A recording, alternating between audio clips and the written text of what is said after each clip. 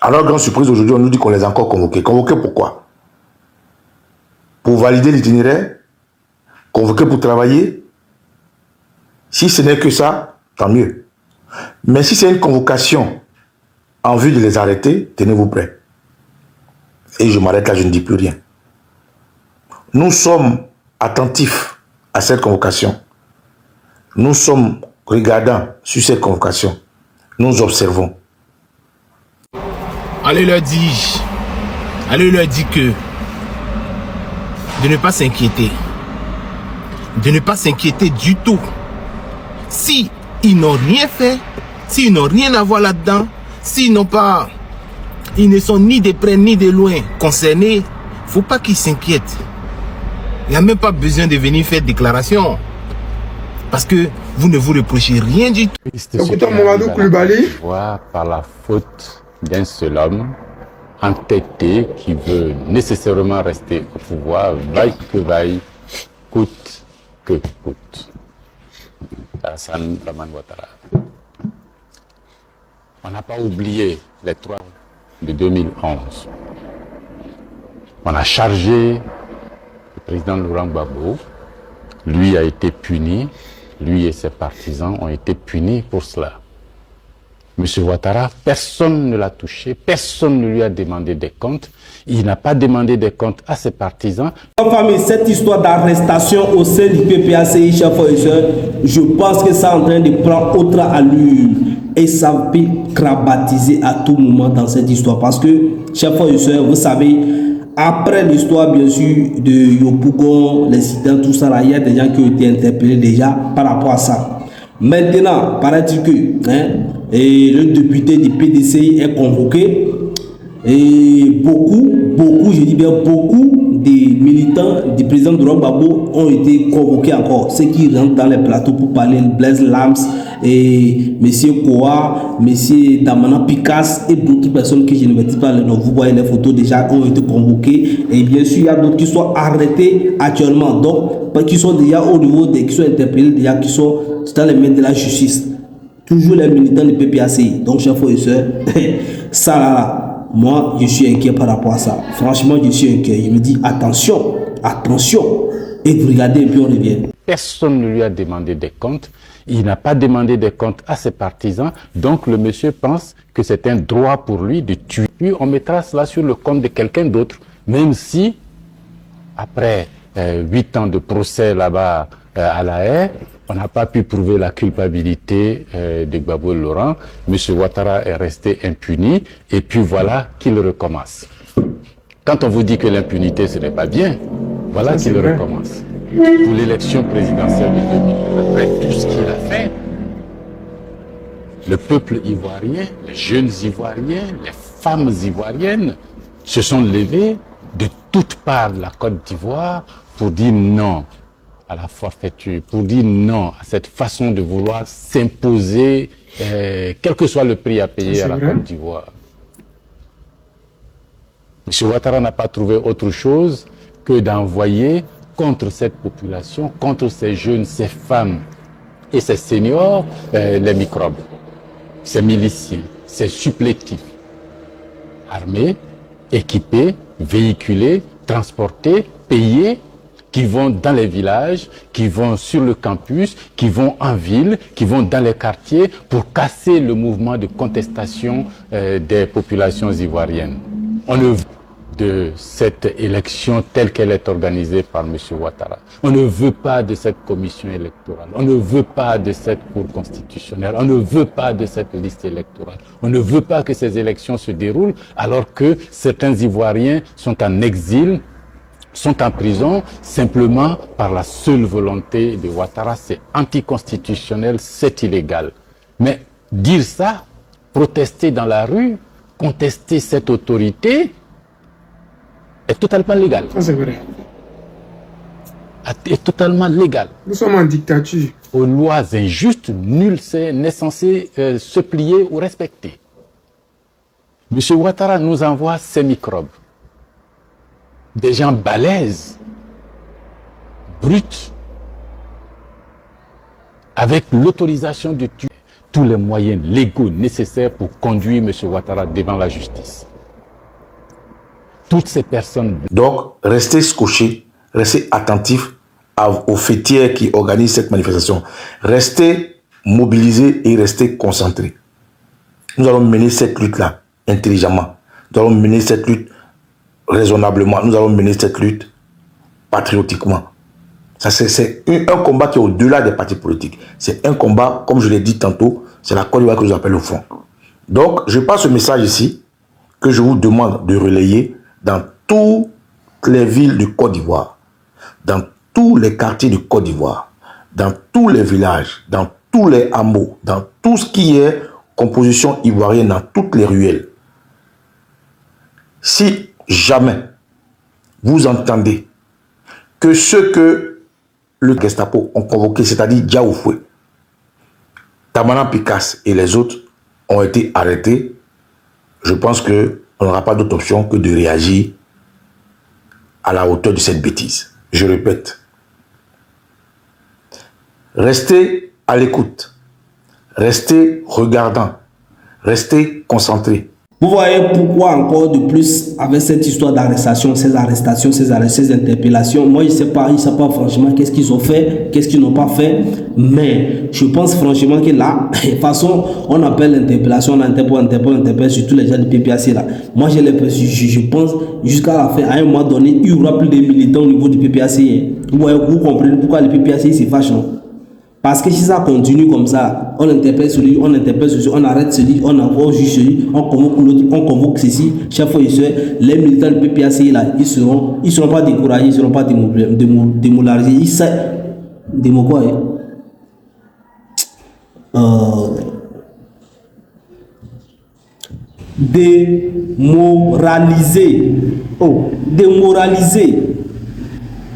Donc, ils ne seront pas démoralisés, c'est sûr, vous savez, parce qu'ils savent déjà depuis, quand ils veulent s'engager avec le président Laurent Gbagbo, ils savent dans quoi ils se mettent, ils savent qui est-ce qu'ils veulent affronter. Ils connaissent déjà le donc ils ne seront pas démoralisés. Mais est-ce qu'il y aura certaines personnes, certains militants encore pour aller défendre le président Laurent Gbagbo sur les plateaux, pour aller parler à la population, pour mobiliser encore, parce que si ça continue comme ça, ils risquent tous d'être un peu pendant les élections, pendant les campagnes.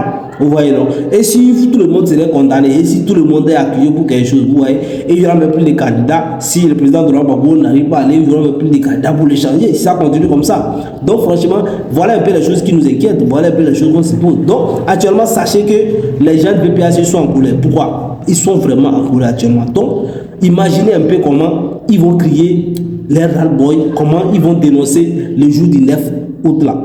Le jour de la marche là, imaginez comment ils vont se manifester, imaginez comment ils vont, la rage qui sont là-bas. Donc, c'est pour ça que moi je reviens pour interpeller bien sûr les autorités de rentrer surtout dans cette histoire de dialogue là pour trouver une bonne solution, pour qu'on évite tout ça là. Et de plus, j'interpelle encore les gens de PPAC et PDCI, bien sûr, Front commun qui va faire cette marche là. Et je suis sûr que ce n'est pas seulement les militants là qui seront là-bas. Il y aura beaucoup de populations qui vont être là-bas. C'est là-bas qu'on va voir aussi. Bon, c'est à partir de là qu'on va comparer maintenant Stade de Pipé et ceux qui sont sortis cette marche maintenant. Mais là-bas, j'interpelle les gens de faire attention. Il ne faudrait pas que les gens déraillent, commencent pas à casser les gens. Parce que ceux qui sont en couleur, avec ces histoires d'arrestation, convocation, qu'est-ce qu'ils ont fait? Ils ne savent pas qu'est-ce qu'ils ont fait. La justice, moins de questions, poser des questions, c'est aller dans la main de la justice, tout ça là. Je pense qu'il y a certains qui sont en couleur. Donc, de canaliser les couleurs pour fêter la victoire, s'ils gagnent ça. Parce qu'actuellement là, les gens du RHDP aussi là, ils sont là et ils aussi méritent la victoire. Ils sont là, ils sont en train de manager, ils sont en train de faire la politique nécessaire pour les partis. Non, les noms de nos leaders soient inscrits sur la liste électorale. Et ensuite de ça, nous demandons pourquoi cela a lieu, nous demandons un dialogue. Donc, ni le PDCI, ni le PPACI, de regrouper au sein du Front commun, ne se sentent intéressés ou concernés par cette cabale. N'est-ce pas, honorable? Oui, tout à fait. Comme je le dis, restons concentrés. Restons concentrés sur la mobilisation. Il ne faudrait pas que nous soyons intimidés par ce genre d'actes-là. L'objectif principal, c'est d'effrayer les militants et les sympathisants et les Ivoiriens qui avaient pour objectif de nous accompagner pour cette marche où nous demandons la mobilisation pour faire en sorte que ce dialogue politique puisse avoir lieu afin que la tension puisse baisser dans notre pays. Parce qu'il y a beaucoup d'Ivoiriens qui sont soucieux de ce qui se passe actuellement. Mais malheureusement, la stratégie de nos adversaires, c'est d'accentuer cette peur. Donc nous appelons vraiment tous les Ivoiriens à rester calmes et à rester sereins. Nous sommes en pleine tournée de mobilisation pour le 9 et tout se passe bien. Et nous profitons en même temps pour sensibiliser ces Ivoiriens qui ont accepté de participer à cette marche-là, de continuer le travail qu'ils sont en train de faire et de faire en sorte que cette marche soit une réussite parce qu'il y va de la notoriété de nos deux leaders. Voilà. Tout ce que nous demandons, c'est qu'il y ait une mobilisation exceptionnelle afin que ce dialogue politique puisse avoir lieu. Si demain, on nous confirme que le dialogue politique est programmé et que ça va avoir lieu, nous arrêtons tout de suite la marche, la programmation de la marche. Parce que nous sommes des deux partis qui ont gouverné ce pays, ce sont des partis républicains. Vraiment dégrader les structures et les institutions de l'État, ça ne fait pas partie de nos ADN. Si dans les heures qui viennent, vous entendez que Diaoufoué, Damana Picasse et les autres jeunes qui lead et qui sont mandatés par leur parti pour mener à bien cette manifestation sont arrêtés, camarades,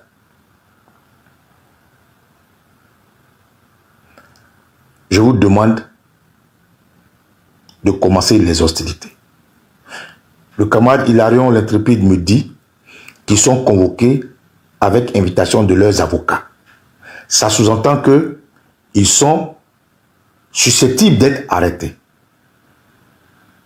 Je répète, le camarade Hilarion l'Intrépide m'informe sur ce direct que Diaoufou est convoqué, Damana Picasse est convoqué et tous les autres leaders sont convoqués et on leur a demandé de venir avec leurs conseillers, leurs avocats. Parce que les gens ont monté un film hollywoodien, un film de la rue Le Pic, un film l'épicurien, pour leur faire porter le chapeau de ce que, sans aucun enjeu, sans aucun objectif, des gens à qui ils ont donné des documents pour lire, qu'ils ont... Donc vous, si vous diraillez, vous n'êtes pas au pouvoir. Parce que quand vous avez, vous deux là, les PPAC et les PDC, vous avez toujours eu l'occasion, de diriger le pays. Et tout le monde a profité du pays. On ne dit pas que tout ce qui se passe est bien. Vous avez eu l'occasion aussi, vous savez comment, quand on est au pouvoir, comment on arrive à manipuler. Donc, c'est le tour aujourd'hui. Donc, si vous voulez rentrer, si vous rentrez dans les filets du gouvernement là, vous allez tous être embarqués. Vous allez, c'est vrai, il y aura les poulets et c'est ça qui va nous amener, nous qui sommes ici, à Côte d'Ivoire, on va rentrer dans les histoires, tout ça là, des bonbons, tout ça, c'est ça, on est vite. Donc, on vous prévient d'abord, nous on va continuer par demander, bien sûr, on prévient de les militants qui sont en train de réclamer, bien sûr, qu'on les écoute, de ne pas dérailler. Voilà. Parce qu'on a arrêté ceci, on a arrêté ceci, on a arrêté ceci, tout ça, ils seront libérés. Pas la grâce de Dieu, ils seront libérés parce que ça, les gens aussi ne vont pas se taire, ça c'est sûr. Sinon, rien fait, ils seront libérés, ça c'est clair. Maintenant, ça, on va vous dire aussi de faire attention, de ne pas dérailler parce que nous, on ne va pas cesser de dénoncer, de demander à ceux qui ont le pouvoir, ceux qui sont en train de diriger ceux qui sont, le régime qui est en place maintenant, de venir dialoguer. Même s'ils disent que les dialogues ce n'est pas la solution, là, on sait que c'est la solution. On ne va pas se taire aussi, on ne va pas arrêter de demander aussi de venir dialoguer parce que nous, on ne fait pas de banquements ici. Voilà, de discuter, de trouver une solution, de mettre les noms des autres sur la liste. Voilà, parce que, et même ça aurait été coopté par le PDCRDA ou par le PPACI à Yopougon à une heure tardive où la Sotra essaie de se justifier. La Sotra sort un communiqué pour dire que à 23h, leur bus était dehors pour justifier le fait qu'ils soient dehors parce qu'ils étaient allés faire du ramassage de leur personnel. Mais le communiqué de la Sotra est tellement lacunaire, c'est un communiqué d'aveu en réalité, un communiqué pour venir au secours du RDR. La Sotra nous dit, mais l'esprit camarade zone presse, la Sotra nous dit que le bus est dehors parce que c'est la question qui a été posée. Même hier, quand le président du PDCRDA, Tidiane Thiam, passé dans son interview, il a posé la question de savoir qu'est-ce que le bus de la Sotra fait à 23h dehors. Les cyberactivistes ont expliqué par A plus B que les bus de la Sotra à 7h ne doivent pas être dehors dès que la Sotra arrête de travailler à 22h. Donc c'est ces questionnements-là, cette problématique-là qui a attisé le RDR à appeler la Sotra au secours pour sortir un communiqué lacunaire aussi. pour dire que non, ces bus sont dehors pour ramasser leur personnel. Mais là où il y a le bas blesse, là où il y a l'erreur, là où il y a la bêtise, là où il y a toujours les failles parce qu'un crime n'est jamais parfait, c'est que la SOTRA n'existe pas seulement à Abidjan. Je pense qu'à Boaké, il y a la SOTRA. À San Pedro, il y a la SOTRA. Pourquoi à cette heure-là, les autres bus de la SOTRA ne font pas des ramassages dans les villes pour qu'ils soient cassés? La SOTRA, son seul dépôt, c'est Yopougon. Pourquoi à cette heure-là, c'est un seul bus de la SOTRA, ils ont cassé si tel est que la SOTRA est en train de faire le ramassage? Ou bien c'est un seul bus qui fait le ramassage de tous les fonctionnaires de la SOTRA. Et dans ce ramassage dont on parle, pourquoi le bus était vide? Les agents de la SOTRA qu'on devait ramasser, ils étaient où? Le chauffeur, il était où? Donc c'est un leurre, c'est une comédie de mauvais goût qui ne prend personne de toute façon. Et comme par hasard, à côté de la SOTRA, de ce bus, il y a comme par hasard une voiture de police qui est là, sans chauffeur ni rien, et qu'on casse à souhait, sans problème, une seule voiture de police. Où étaient les policiers? Ou bien les policiers et puis le chauffeur de la SOTRA sont donné rendez-vous pour aller voir Koutoukou. Le cargo de la gendarmerie qui est venu et que nos informations ont dit à escorter ces jeunes-là, pourquoi il n'a pas été caillassé? Donc, on va faire court, ce qui est simple. Camarades, je vous invite ici à tendre l'oreille vers le palais de la préfecture, le palais de justice également. Je vous invite à garder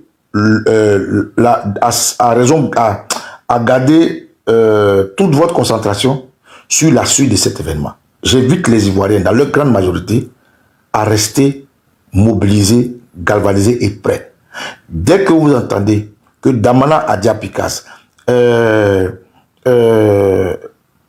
Diaoufoué et les leaders qui ont été invités, conviés par le préfet sont arrêtés, camarades, il faut automatiquement, cette fois-ci-là, vous n'avez pas besoin de mot d'ordre. Le mot d'ordre vient d'être donné. Que ce n'est pas juste. Nous tous, nous savons. Ceux qui sont à l'intérieur, ceux qui sont à l'extérieur, tout le monde sait que ce n'est pas juste. Donc, si tout le monde sait ça, c'est qu'à un moment donné, si tout le monde dit, tout le monde pense ça, et que Dieu est en haut, et que Dieu voit, et que c'est lui qui a le pouvoir, et bien sûr, il va passer par tout le monde, il va passer par tout le monde, par ces populations, pour établir la justice. Et on verra la suite. Donc, chaque fois, il se reste serein, tout va bien se passer. Calmez-vous, tout va bien se passer. Qu'il donne la santé, on verra tout. Donc, chaque fois, voilà un peu ce que je voulais partager avec vous. Restez branchés d'ici la tech.